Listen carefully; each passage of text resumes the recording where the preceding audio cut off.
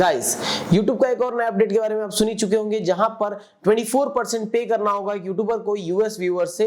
तो क्या ये चीज एडमोब पे लागू होगी और ये किस प्रकार से एक एप्लीकेशन को अफेक्ट करेगी और करेगी भी या नहीं करेगी, हम लोग इस पूरी बात पे बात करने वाले हैं। तो शुरुआत से एंड तक वीडियो जरूर देखना, और अगर आपने चैनल को अब तक सब्सक्राइब नहीं किया है तो कर लो मेरे भाई, फ्री है, लाल बटन है नीचे में, दबा दो और वीडियो स्टार्ट करते हैं।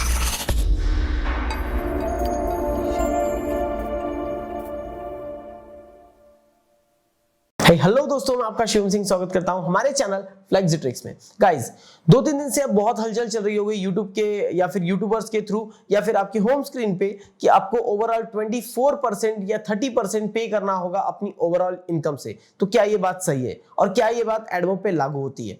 तो ये जानने से पहले हम लोग ये जान लेते हैं कि एक्चुअली में है क्या ये ओवरऑल इनकम से? बिल्कुल नहीं। पहले बता देता हूं, इफ आप यूट्यूबर हैं, यूट्यूबर होने के बाद आप वीडियो डालते हैं तो ऑब्वियसली आपको एक पर्टिकुलर कंट्री से ज्यादा देखा जाता है, बट ऑल ओवर वर्ल्ड से भी देखा जाता है।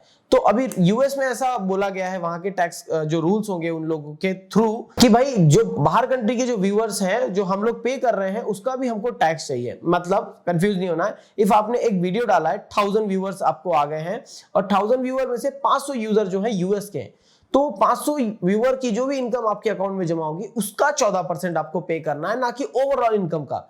मतलब अगर आपने $2 कमाए हैं तो $2 में से अगर $1 यूएस का है तो $1 का ही 14% पे करना होगा, आपको पूरी ओवरऑल इनकम का नहीं करना है। और अभी ऐसा भी है कि इफ आपने वो फॉर्म भर दिया है, जो कि आप कोई भी अपना एडसेंस लॉगिन करेगा तो वहां लिखकर आ रहा होगा, इफ आपने वो भर दिया है तो आपको सिर्फ और सिर्फ 14% लगेगा, उसमें भी डिडक्शन हो जाएगा। इफ आपने वो फॉर्म नहीं भरा है तो आप दोबारा शायद, मुझे नहीं लगता भर पाएंगे, क्योंकि एडसेंस ऐसा बोला नहीं है। लेकिन अगर आपने भरा नहीं है तो आपको 30% पे करना पड़ेगा। मतलब सिर्फ 70% अमाउंट आपका यूएस, जो भी यूएस से इनकम होगी उसका आपको सिर्फ 70% मिलेगा। मतलब इफ आपके व्यूअर्स के थ्रू आपने $100 कमाए हैं अमेरिका के व्यूअर से, यूएस के व्यूअर से, तो आपको सिर्फ $70 मिलेंगे, $30 वो रख लेगा।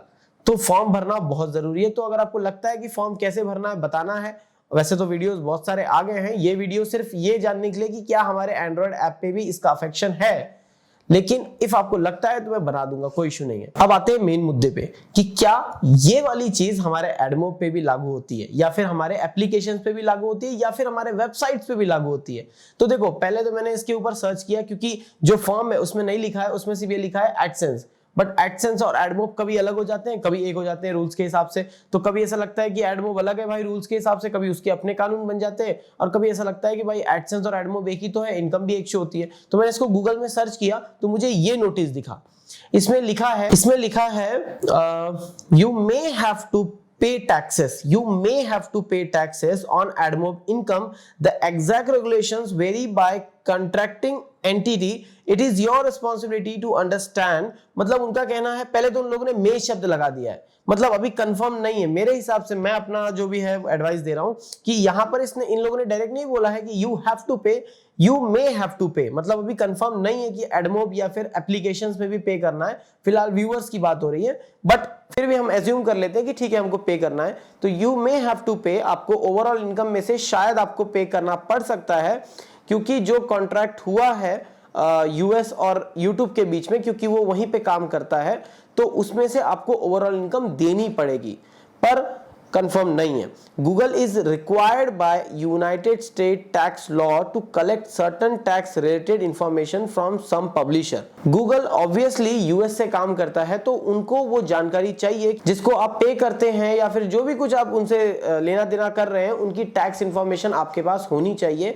तो ये चीज इसीलिए कलेक्शन के थ्रू पे दिया है, और इसीलिए 14 और 30 का हिसाब किया है। तो इससे सिर्फ एक चीज निकल के आ रही है कि हाँ भाई, आप अगर सिर्फ एप्लीकेशन पे काम करते हैं, आप यूट्यूबर नहीं है, आप ब्लॉगर नहीं है, लेकिन आपको वो फॉर्म भरना पड़ेगा। अब ये उन पे डिपेंड करता है कि वो डिडक्ट कर रहे हैं या नहीं कर रहे हैं, लेकिन ये पहले आपको भरना पड़ेगा। और एप्लीकेशन के लिए ये लिखा गया है साफ तौर पे नोटिस, जो कि आपको स्क्रीन पे मैंने दिखा दिया है, फिर से एक बार देख लो।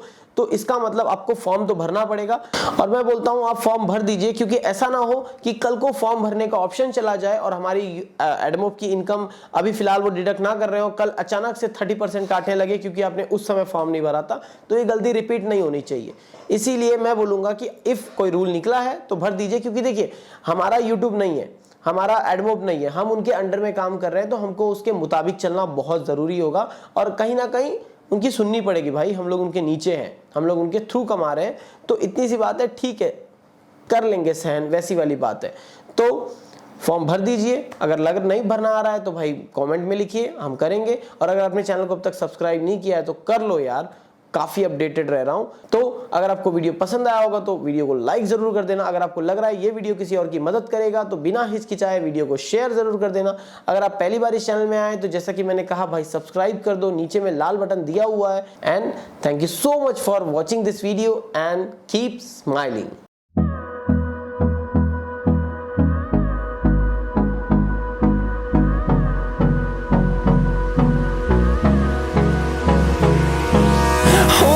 Close till I get up.